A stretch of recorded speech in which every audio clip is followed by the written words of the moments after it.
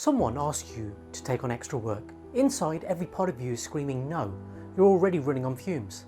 But what comes out of your mouth? Of course, happy to help. A friend cancels last minute again. You're hurt and frustrated.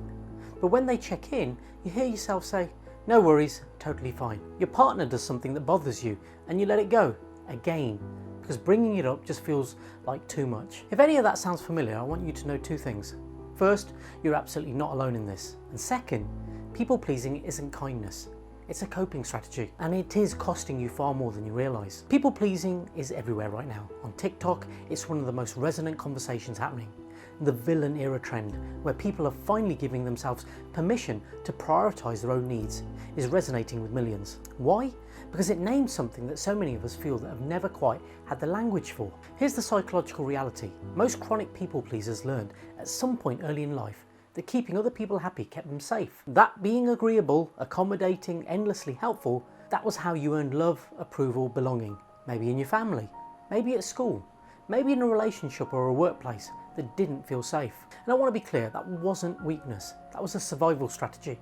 And once upon a time it worked. The problem is that the strategy which protected you in a difficult environment can trap you as an adult, because your nervous system keeps using it automatically, even when the original threat is long gone.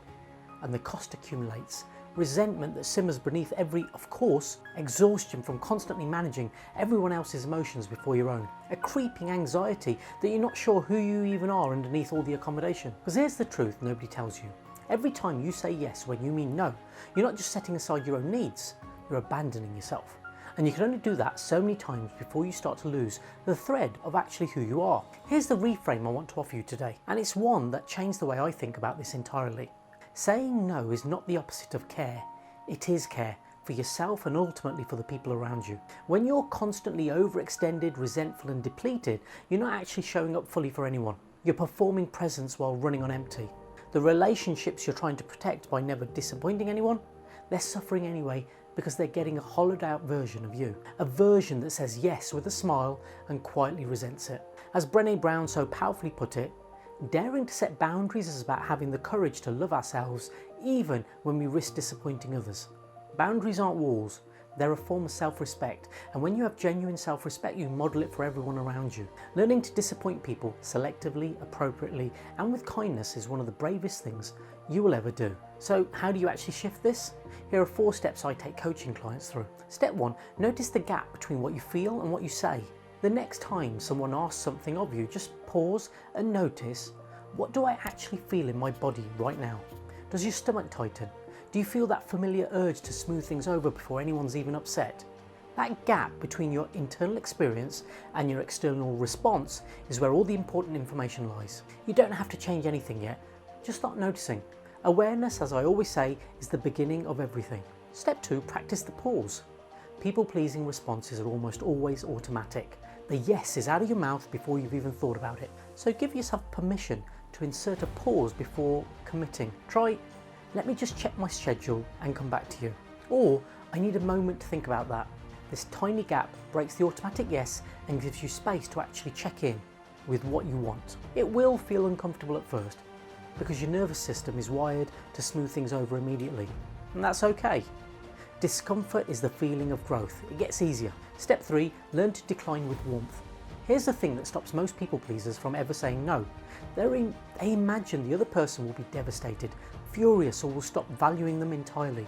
So they say yes, to manage an imagined outcome that often never materializes.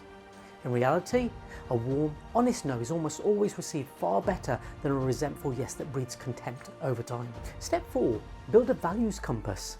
This is the deepest cure for people pleasing and the one that creates lasting change. Because when you're clear on what you stand for, what your non-negotiables are, and what kind of life you want to build, it becomes much easier to say yes to the things that align and no to the things that don't. Not out of selfishness, out of integrity. This is the heart of what I call the clear framework. Connection with your own truth, language that reflects what you actually think, energy invested in what genuinely matters, awareness of where your yeses are leading you, and results that reflect who you actually are, not who you've been performing for others. Now here's a challenge for you. In the next 48 hours, say no to one thing, just one. something you would have normally have said yes to out of obligation rather than genuine desire. It doesn't have to be dramatic. It could be declining an extra meeting that doesn't need you, saying you can't make a social event you've been dreading, telling a colleague you're not able to take on an additional task right now. Notice how it feels, both the discomfort of saying it and the quiet relief that follows, because both are real and both are important. And tell me in the comments, what did you say no to? I'd love to know. This work is deep and it matters, not just for you, but for everyone in your life who deserves your full, genuine, unresented presence. And if this video resonated, please do hit a like and subscribe. And if you know someone who needed to hear this today, share it with them. That might be the kindest yes you say all week. Until next time, I'm Dr. Rakish Rana, the Clear Coach.